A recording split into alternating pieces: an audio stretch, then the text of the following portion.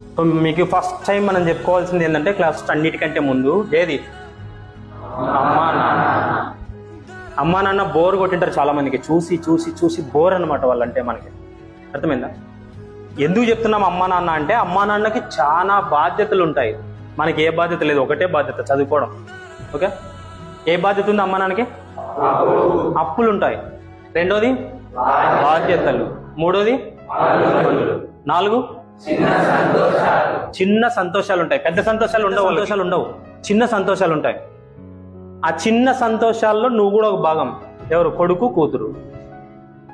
మరి వాళ్ళ అన్ని బాధ్యతలు తీసుకొచ్చి మీ ముందర పెడితే నువ్వేం చేస్తున్నావు అంటే రాత్రికి రాత్రి బెట్టింగ్ ఆడుతున్నావు.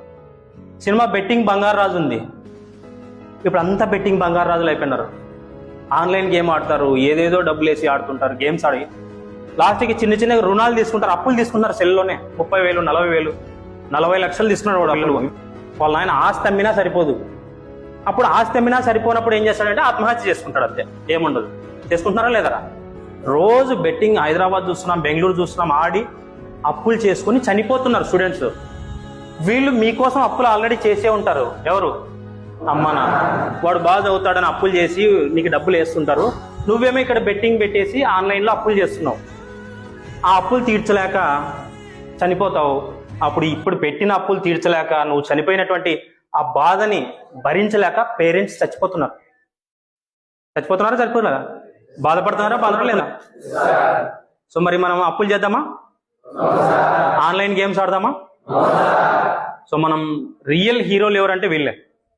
పక్కోళ్ళని ఇష్టపడతాం, పక్కోళ్ళకి రక్తాభిషేకాలు చేస్తాం, హీరోకి పాలాభిషేకాలు చేస్తాం, రాజకీయ నాయకులకి పాలాభిషేకాలు చేస్తాం, కుండలు తెచ్చి.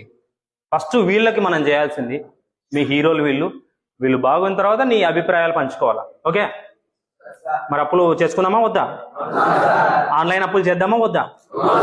ఓకే, ఆన్లైన్కి కొంచెం దూరంగా ఉండండి, ఆఫ్లైన్లో చదువుకోండి, సరిపోతుంది. ఓకే.